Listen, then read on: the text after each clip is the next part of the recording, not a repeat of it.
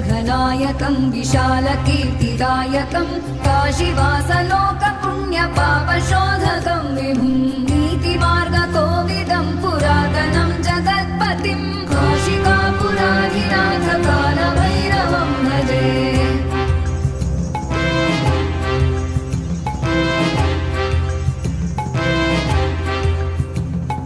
कालभैरवाष्टकं पठन्